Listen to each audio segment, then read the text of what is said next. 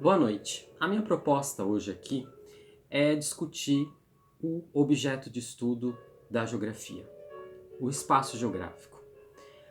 Existem diversas correntes de pensamento dentro da geografia para estudarem as temáticas desenvolvidas pelos geógrafos, não é? Desde a geografia tradicional, a geografia clássica, que trabalhava com a descrição minuciosa dos lugares, né? Muito importante no início da geografia, e até hoje a gente ainda trabalha com a descrição de lugares,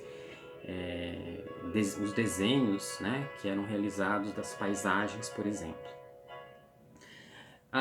Temos também a geografia quantitativa, né, a geografia que teve como principal berço aqui no Brasil a Unesp de Rio Claro, que trabalha com as estatísticas, com os números, né, tentando colocar a geografia num status de ciência, né, dando um status de cientificidade para a geografia, né, em estudos, por exemplo, de população, o que se refere ao deslocamento populacional de um bairro para um outro bairro, de uma cidade para uma outra cidade, ou deslocamento populacional de um estado para outro estado, né? Temos também a figura eminente do professor Antônio Cristofoletti na discussão na área de geomorfologia e geografia física, utilizando também, por exemplo, a teoria dos geossistemas, no estudo da dinâmica do relevo. Temos a geografia da percepção, né, uma geografia comportamental, tendo como principal expoente a professora Lívia de Oliveira, né, que trabalha com a percepção do espaço, a percepção do lugar, e muito influenciada pelo geógrafo Yves Tuan.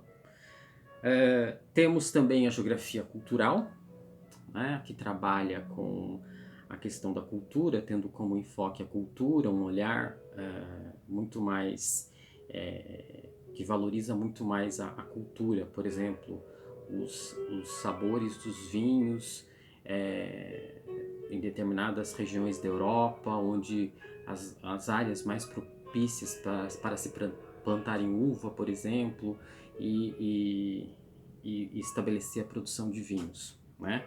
Toda uma cultura, uma tradição da produção de vinhos, por exemplo.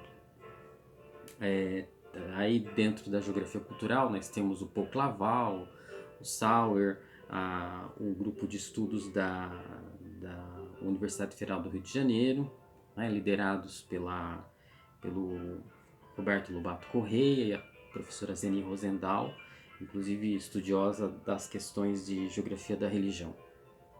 Enfim, dentre outras mais geografias que nós temos, a geografia crítica, né, que tem como principal berço a Universidade de São Paulo, que vai fazer todo um estudo a partir da discussão teórica do Karl Marx, né, do economista e filósofo Karl Marx, cuja centralidade é o trabalho e a questão da produção do espaço, né, como é que o espaço, ele através do trabalho, ele se produz, né, a partir do trabalho que a pessoa, que a população exerce sobre sobre a natureza. Você modifica essa natureza, você acaba produzindo um espaço. Mas eu aqui vou estar discutindo a questão do espaço geográfico a partir da leitura do professor Milton Santos, especificamente do livro A Natureza do Espaço, certo?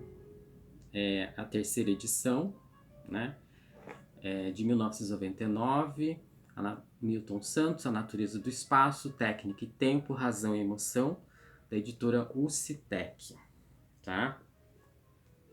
Eu devo dizer que eu fui aluno do professor Milton Santos no ano 2000, no último curso que ele deu na pós-graduação na USP, né? Foi um segundo semestre, onde toda segunda-feira à tarde eu estava lá participando do seu curso. Ele estava num vigor intelectual tremendo e, infelizmente, em 2001 ele vem a falecer, não é? Enfim, uma outra coisa que eu queria pontuar é falar que a geografia é uma ciência do presente. A geografia está preocupada com o presente, né? Ela é uma ciência do contemporâneo. É lógico que ela precisa entender do passado para pensar o que está acontecendo no momento atual, não é? E com isso tentar fazer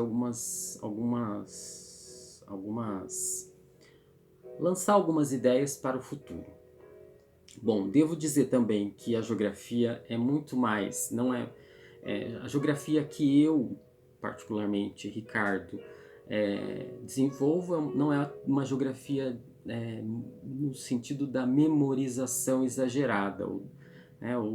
A geografia que eu gosto e que eu procuro desenvolver é uma geografia que visa a reflexão, a leitura, a interpretação do mundo, né? É uma geografia que visa um desenho do mundo, né? Que visa buscar uma concepção de mundo. É essa geografia. Por isso que é evidente que a gente precisa ter algumas noções, memorizar algumas capitais, né?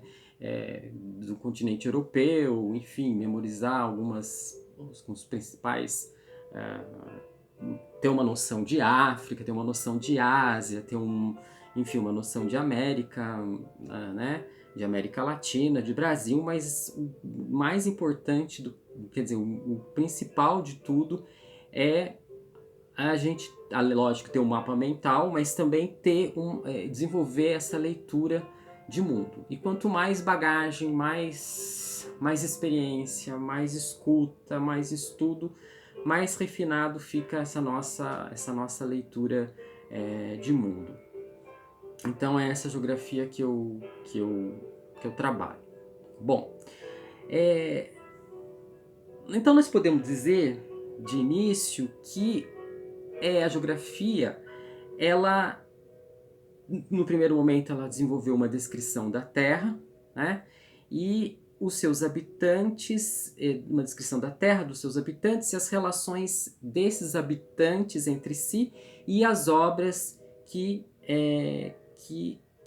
essas pessoas, esses habitantes realizaram no planeta Terra, né? E segundo o professor Milton Santos, ele já logo no começo do livro A Natureza do Espaço, ele vai dizer que o espaço geográfico é um conjunto indissociável de sistemas de objetos e de sistemas de ações. E é a partir disso que nós vamos então começar a nossa conversa, não é? O espaço geográfico ele é composto de uma materialidade, ou seja, o espaço geográfico ele é concreto, e ele também é composto da sociedade que age na natureza e que nesse movimento de ação e de trabalho, né, você tem a criação de obras, de uma materialidade produzida, criada, enfim, e que tudo isso forma o espaço geográfico, ou seja, a materialidade e a sociedade formam o espaço geográfico, ou seja, o espaço ele reúne a materialidade e a vida que anima essa materialidade, que realizou, que fez essa materialidade, que reelaborou essa materialidade, que transformou essa materialidade, que no princípio era uma natureza natural, né? Então, vamos lá. O professor Milton vai colocar uma questão um tanto polêmica, logo no começo também, que ele vai dizer que a partir do momento em que os homens, as mulheres, as pessoas começaram a trabalhar essa natureza, começaram a transformar essa natureza foi esses objetos naturais, esses elementos naturais, eles foram sendo, ao longo da história, sendo substituídos por objetos fabricados, e que ele vai depois chamar de objetos técnicos, né, objetos mecanizados, e agora no futuro, objetos cibernéticos. Então, a partir do momento que você tem um trabalho em cima dessa natureza, e que esses objetos naturais da natureza natural são transformados, reelaborados, e dessa natureza se produz objetos fabricados, técnicos. Quando isso ocorre, a gente acaba transformando a natureza numa natureza artificial, né, cujos elementos acabam se tornando objetos também. Ou seja, esses objetos naturais, que a gente poderia chamar de coisas, passam a se chamar de objetos técnicos, ou seja, a própria natureza ela acaba ganhando um rótulo artificial. Porque além do trabalho que é exercido em cima dessa natureza, ao longo da história, essa natureza ela vai ganhando significação, ela vai ganhando valor, né? Cada sociedade vai colocando estabelecendo um valor, uma relação com essa natureza, né? No sistema capitalista, por exemplo, hoje mundializado, né, nós sabemos que a natureza é vista como um recurso, né, um recurso a ser explorado, a ser utilizado, e quando preservado também não deixa de ser um recurso que está em armazenamento, né? Então, qual é o valor que se tem hoje, por exemplo, qual é o valor que se dá hoje no Brasil ao Pantanal ou à floresta amazônica, né? No passado era interessante você criar enormes parques de proteção para proteger esse recurso natural, né? Hoje, o que nós estamos vendo é que um valor imediatista desses biomas, né, dessa natureza.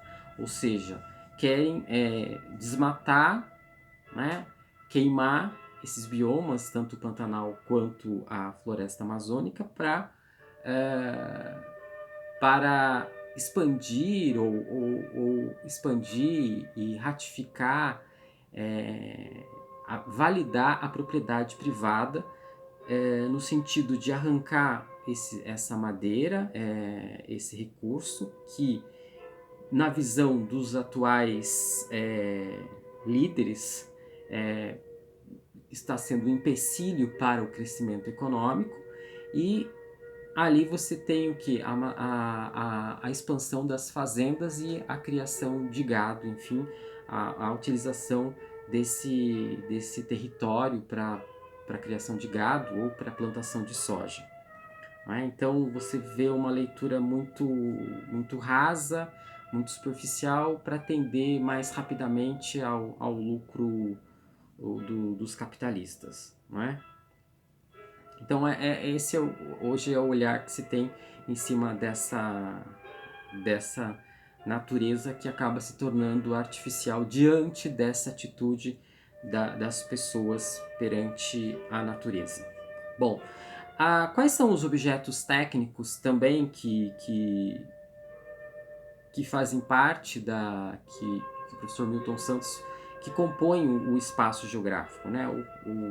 Aqui no caso você tem as hidrelétricas, as fábricas, as fazendas modernas, os portos, as estradas de rodagem, né? As estradas de ferro, as próprias cidades, que também são espaço geográfico. Então o espaço ele é marcado por esse acréscimo que lhe dá então um conteúdo técnico, né? Você cada vez menos um conteúdo natural e mais um conteúdo técnico, transformado, trabalhado pelas técnicas, tá? O espaço, então, hoje é um sistema de objetos cada vez mais artificiais, né? Você tem cada vez menos elementos naturais e cada vez mais nós vivemos, principalmente aqueles que vivem em cidade, mas também no campo, porque o campo hoje está extremamente mecanizado, né? Nós estamos hoje, e muitas pessoas que moram no campo, grandes fazendeiros, famílias de fazendeiros que moram no campo, também têm acesso à internet, têm todos os eletrodomésticos numa casa, enfim, praticamente todo o conforto que uma pessoa que vive na cidade, no meio urbano, tem. Então nós estamos cada vez mais no espaço, ou seja, dominado por objetos artificiais, ou seja, povoado. E aí, quando você tem objetos técnicos artificiais, objetos artificiais, as ações também, igualmente, elas são imbuídas de artificialidade, ou seja, cada vez mais tendentes. E aí vem uma outra questão, que é o quanto que esses objetos técnicos, eles são estranhos ao lugar, né? Por exemplo, chega aqui uma empresa multinacional, né, cuja sede de comando fica em Londres, né, e se instala aqui uma empresa multinacional nessa cidade, por exemplo, né. Aí você tem, no primeiro momento, você tem o quê? O desmatamento da região para construir a empresa. Depois essa empresa vai manusear produtos químicos, por exemplo, né? Aí traz um tipo de máquina um tipo de produto químico que ninguém conhece muito bem ao certo, um tipo de máquina que ninguém conhece muito bem ao certo, né? Ou seja, começa a trazer objetos técnicos, né, que são estranhos ao lugar, né? Então, e essa empresa multinacional começa a contratar alguns trabalhadores daqui, alguns trabalhadores mais especializados de fora, então já começa a trazer outras pessoas para cá. Enfim, essa empresa multinacional não deixa de ser um elemento estranho para o lugar. Primeiro, porque a população local não sabe, não tem clareza do que essa empresa multinacional vai produzir nesse lugar, né? E mesmo os trabalhadores que vão aprender a lidar com essa tecnologia também não vão dominar a tecnologia por inteiro, né? Muitas vezes não vão saber, muitas vezes os trabalhadores não sabem com que tipo de produto químico eles estão lidando e que vai acabar afetando a sua saúde. Então, é isso que o Milton Santos quer dizer. Ele quer dizer que muitas vezes a gente tem hoje objetos cada vez mais artificiais, e objetos técnicos que são estranhos para aquela localidade, para aquelas pessoas. E muitas vezes não se sabe, e muda, né, a relação, a vida, e de repente pode até interferir na saúde desses trabalhadores e na saúde dessa população local, como a gente vai ver daqui a pouco, que eu vou dar alguns exemplos, aí vai ficar mais claro o que eu estou querendo dizer com isso. Bom, esses sistemas de objetos, então, esses sistemas de ações, eles interagem, né? De um lado, a gente pode dizer aqui, né, tem até uma certa discussão, bem, mas será que aqui acaba não entrando uma leitura mais determinista da geografia? Vamos lá. Então, por um lado, a gente tem os objetos que condicionam a forma como se dão as ações, ou seja, e de outro lado, sistemas de ações leva à criação então a gente leva à criação de objetos novos que se realiza sobre objetos pré-existentes. Então, assim, para se criar novos objetos, precisa do trabalho das pessoas, enfim, dos seres humanos, né, para se criar novos objetos, né? E esses objetos, de repente, podem criar outros objetos também, participar da criação de outros objetos técnicos. Mas esses objetos também acabam, de alguma maneira, condicionando as nossas ações, né? Então, vamos pensar num trabalhador que está numa fábrica, que trabalha com uma determinada máquina, né? Ele passa o dia inteiro trabalhando com aquela máquina, ou naquela esteira de produção, a esteira de produção que pode ser um objeto técnico, E ali ele passa o dia inteiro trabalhando, a semana inteira, o ano inteiro. Então, quanto que aquele objeto não está condicionando o tipo de ação que ele vai fazer ali, né? Às vezes ele passa, se ele for um cara sortudo e tiver emprego, ele vai passar a vida inteira fazendo aquele tipo, exercendo aquele tipo de função dentro da fábrica. Então, ele quer dizer assim, o quanto que o objeto técnico nos condiciona, não é? Por exemplo, eu estou diante de um celular, né? Eu estou falando diante de um celular, ou seja, a minha fala ela está sendo dirigida, evidente que para um público, mas ela para um público, mas o público vem depois, porque isso aqui está sendo gravado. Então, primeiro estou falando para o objeto celular. Então, a minha fala tem que ser numa certa altura, eu tenho que ter um enquadramento, ou seja, o objeto me pede que eu fique de uma maneira mais centralizada aqui no vídeo, que eu tenho que falar com um determinado tom de voz, não posso falar muito baixo, esse exige que eu fale mais alto, enfim, eu tenho que ver se a iluminação está adequada, então quanto que o objeto ele me condiciona. Eu não posso ficar falando indo para lá, indo para cá, não, eu tenho que o celular está num pedestal, então eu tenho que ficar aqui exatamente nesse lugar para que o vídeo fique razoavelmente com uma qualidade boa. Então é um pouco nisso, né? O objeto ele também condiciona as nossas ações, tá? Também eu vou voltar a falar um pouco mais sobre isso. O que mais? Eu já falei que... Bom, já falei que tudo então no princípio eram coisas, né? E essas coisas elas tinham... elas eram dádivas da natureza, né? Mas que quando passaram a ser utilizadas, trabalhadas, né? E começou a passar a ter intenções sociais em cima dessas coisas, elas então passam a ser consideradas objetos, tá? Então assim a natureza ela se transforma em um verdadeiro sistema de objetos, e aí o professor Milton vai tentar fazer a leitura da natureza, propor um caminho de enxergar essa natureza que tem um valor, que tem um valor em cada período histórico, para cada sociedade, né?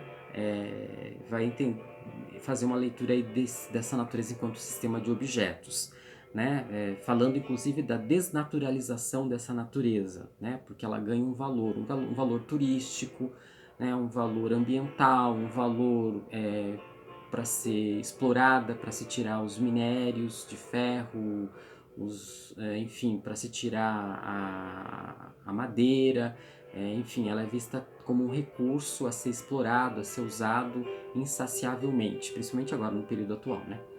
Bom, enfim, um outro objeto que o professor Milton Santos fala e que está no livro, e ele traz aqui um intelectual, um sociólogo bem famoso, que é o Jean Baudrillard, ele vai falar que a casa reúne, né? A casa reúne a totalidade dos objetos, mas ele vai dar ênfase no automóvel. Mas o automóvel é também um objeto.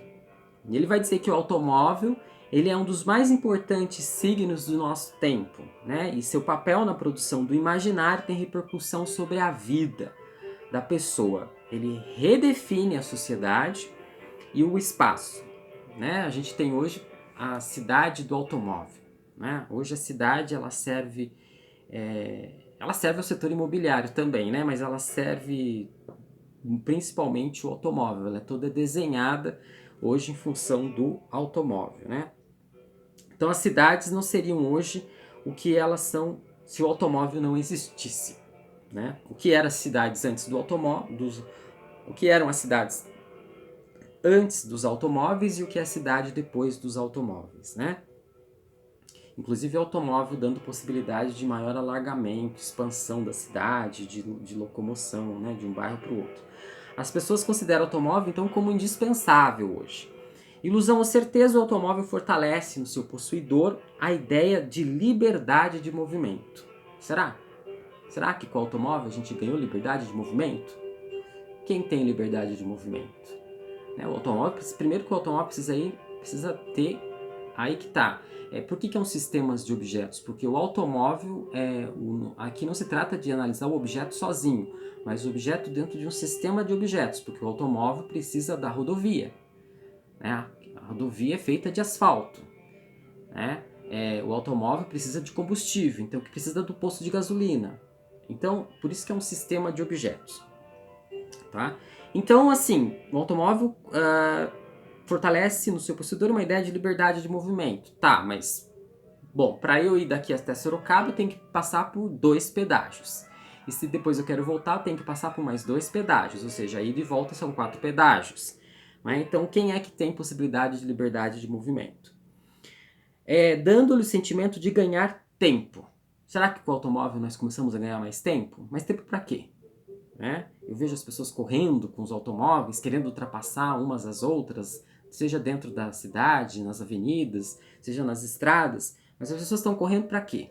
Para salvar vidas? Para ganhar mais dinheiro? Né? Porque será que elas estão correndo porque elas estão correndo atrás da liberdade? Né? Então, ou estão correndo atrás do quê? Ou estão, aliás, estão cada vez mais aprisionadas com relação e com isso elas estão sobrecarregadas de trabalho e com isso elas não têm nem tempo e precisam acelerar cada vez mais o automóvel. Bom, então para a gente pensar se com o automóvel realmente a gente ganha tempo. Na metrópole de São Paulo eu não sei, em horário de rush não sei se a gente ganha tempo. De não né? Então essa sensação de não perder um minuto nesse tempo, né? Nesse século da velocidade e da pressa, onde tudo tem que ser feito de forma rápida, né? Mas pressa para quê? Né? Onde as pessoas querem chegar tão rapidamente com seus automóveis? Bom, com o veículo individual, a pessoa se imagina mais plenamente realizada. Né? Então, a gente vê, né, quando a pessoa compra lá um automóvel, né, a felicidade que se instala naquela pessoa. Né? Primeiro que eu acho que tem, não sei porque tem tantos diferentes tipos de automóveis. E tamanhos dos mais diferentes, né? Quer dizer, precisa ter esse exagero de tipos de automóveis, de tudo quanto é cor, de tudo quanto é tamanho, de tudo quanto é designer. Quer dizer, há necessidade disso? Né? Não sei, acho um exagero. Bom, assim respondendo às demandas de status e do narcisismo, ou seja, tem um carro grande, né? Um carro da última moda que acabou de ser lançado, enfim, dá todo um status para a pessoa, né? Aliás, alimenta toda uma coisa de poder, né? Porque você tá na estrada com um Uno, né? Um Uno, sei lá, ano 2010 e atrás de você tem uma Hilux, né? Que é tão grande, tão vigorosa que parece que essa Hilux está, como que fala, resplandecendo o poder, né? E a pessoa que está lá dentro acha que é o dono da pista, o dono do mundo, não é? Enfim. Então o automóvel é um elemento do guarda-roupa, é uma quase vestimenta, né? Usado na rua, ele parece prolongar o corpo da pessoa como uma prótese a mais. Ou seja, o automóvel acaba sendo uma prótese a mais do corpo da pessoa, né? A pessoa já não se desloca mais somente com o seu corpo físico, né? Ela precisa do automóvel para se deslocar de um lugar para o outro, né? Então é como se fosse uma prótese, né? E um outro objeto que também hoje é uma fissuração do nosso tempo é o celular, né? O celular é como se fosse hoje os nossos óculos. Para quem usa óculos, hoje o celular é como se fosse um óculos. Todo mundo precisa de óculos, todo mundo utiliza do celular. Né? Então, não sai mais sem ele, ninguém mais sai sem celular. Né? Raras as pessoas que conseguem viver com uma certa independência do celular. Então ele acompanha, o celular hoje ele acompanha, então, né, aqui um caso no outro objeto técnico, ele acompanha a gente em todos os nossos momentos. Tem gente que até toma banho com o celular. Já aproveita lá, faz uma filmagem, né, para postar para suas paqueras. Bom, então a gente tem uma relação íntima com o celular, com os objetos, né? Existe uma relação pessoa e objeto, né, principalmente agora no momento de pandemia, o quanto que a gente precisou ficar isolado, quanto que os objetos fizeram companhia, estão fazendo companhia para a gente nesse momento, e quanto que a gente não está se comunicando via o objeto, né? E mesmo se comunicando com o objeto também, né? Eu aqui estou me comunicando com o objeto, eu estou falando com o objeto. Né? Eu mesmo já faço isso, às vezes eu não tenho um amigo, não tenho uma amiga, não tenho quem falar, e estou passando por um problema existencial, uma crise existencial, eu mesmo ligo o celular e gravo o meu vídeo, que é uma maneira de eu colocar para fora aquilo que eu estou sentindo. Então, para você ver, tamanha é a intimidade hoje que a gente tem com os objetos. Né? Então, o quanto que os objetos... Aqui cabe uma outra pergunta. O quanto que os objetos nos moldam? Né? O quanto que os objetos... A gente pode pensar, no caso... Né? Que são gerações que estão sendo... A gente pode também pensar em outros objetos, como as TVs, os computadores, né? E quanto que quanto que nós temos gerações e gerações sendo criadas pelas TVs, pelos computadores e pelos celulares, ou seja, os objetos técnicos criando as pessoas, né? Um filme que eu assisti recentemente, que está na Netflix, é O Dilema das Redes, né? A questão, por exemplo, que o filme coloca da manipulação das redes sociais, né? Que a gente acessa as redes via notebook ou via celular ou via TV. Né? Então, quanto que essas redes sociais, né, que nos chegam pelos objetos técnicos, nos manipulam. Né? Não é a nova droga do momento. Né? Mas e o quanto essas redes sociais não são todas programadas, feitas, utilizando inclusive uma reflexão da psicologia para nos prender, para nos deixar cada vez mais colados, né, com os objetos, né? Acessando essas redes sociais, conectados a essas redes sociais, porque cada vez que quanto mais tempo nós passamos conectados nessas redes sociais, mais lucro nós estamos gerando para essas grandes empresas, porque nessas grandes empresas, nessas redes sociais, você tem toda uma propaganda sendo realizada, né? Então, as estratégias pensadas para manter as pessoas conectadas a maior parte do tempo. Quem é que tem o controle sobre essas redes sociais? Quem é que tem o controle sobre esses objetos técnicos? Os jovens já nascem no reino desses objetos técnicos, estão sendo catequizados, né, educados por esses objetos técnicos. Tá? Então, esse documentário, O Dilema das Redes, vai dizer justamente isso, o quanto que essas redes sociais nos convocam a todo momento a estarmos ligados a esses objetos técnicos. Ou seja, a maior parte da nossa vida hoje é passada em companhia de uma gama enorme de objetos técnicos. Nós vivemos no reino dos objetos técnicos, tá? Então, toda essa recriação de objetos responde a condições sociais e técnicas de reprodução presentes num dado momento histórico. Assim, as pessoas adotam novidade, outras não têm condições